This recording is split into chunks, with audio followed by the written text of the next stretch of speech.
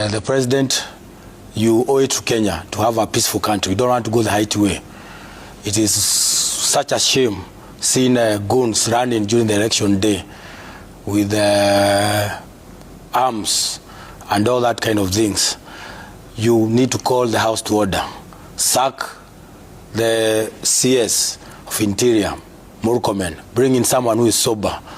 Start having those what you promised, is to institutionalize our politics so that we don't go way beyond what is needed, because at the end of the day, Kenya is our land and we need to protect it beyond politics.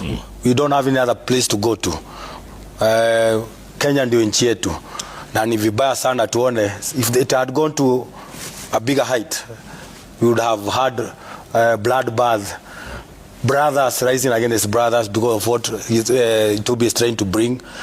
And I want also to say, please don't use this they are saying investigation to come and start harassing people, because we know the government can say we have gone to investigate, and you end up seeing people being harassed. I listened to the county commissioner talking to one of the blogger.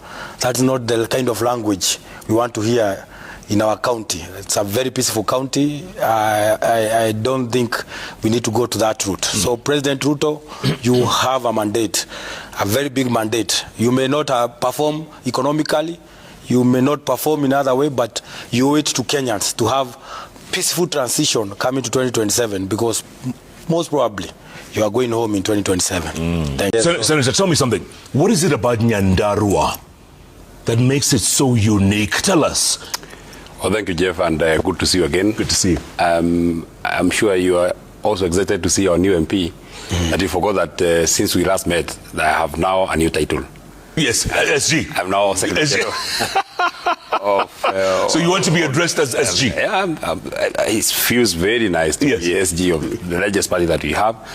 I would say that it was not easy. But I told you when I last came here, I have been in Nyandarua for quite some time. And I know those people.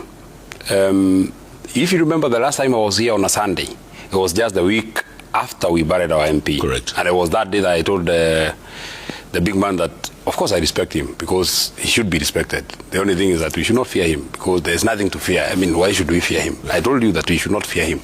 And it has come to pass. I know those people so well. I give you that narrative, that those people who are mobilized by government to come to that stadium, they were paid 2,000 each, 6,000 people were sitting in the tents, and they were told that they should not allow me and Rigathi Gachagua to speak. Yeah. But we were, I mean, the men of the moment. We were the men of the match, because I know those people very well. I had no doubt in my mind that the people of Nyandarua, because Nyandarua, if you do not know, if you read some bit of history, it has produced very great leaders. No. The most famous, J.M. Kariuki, and, the most famous. Maybe right? not necessarily the most famous, because the leader of the Baumau movement was Dedan Kimathi. Right. He is right from Nyandarua. So therefore, and if you read the story of the Baumau uprising, it was born and bred in Nyandarua. That was the headquarters of Baumauism that time. So therefore, even now I had no doubt in my mind that the people of Nyandarua who actually in the front in terms of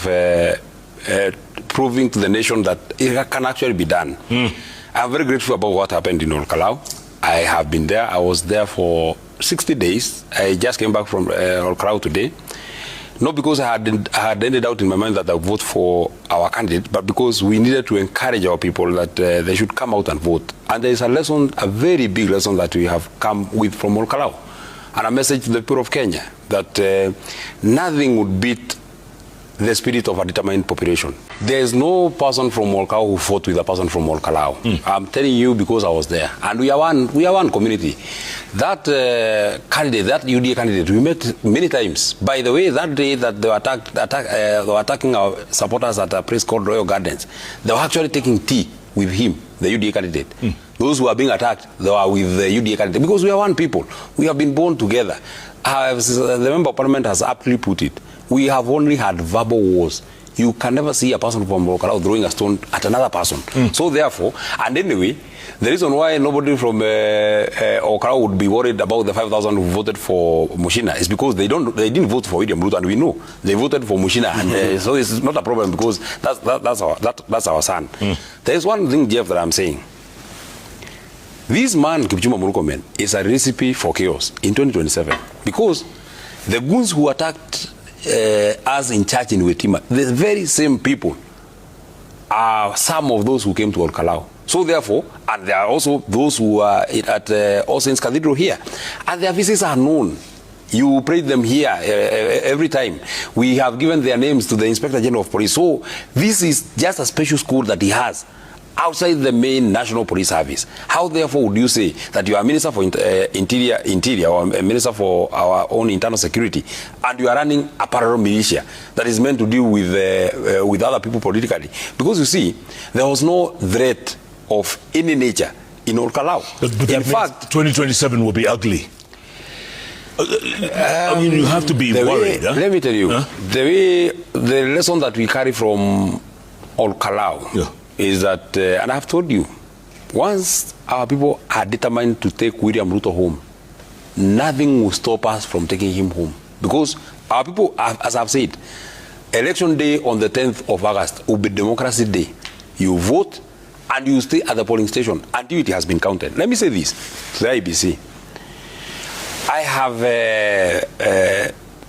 a mixture of feelings of how IBC treated us in Olkalau.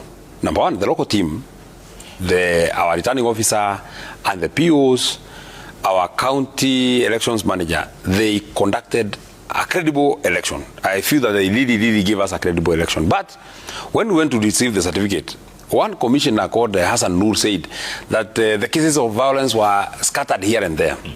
You saw what the commission did to one of us, the Honorable Member of Parliament for Kipipiri, Honorable Anjiko Moya, who just said, any person who is not from Olkalau will not vote in Olkalau.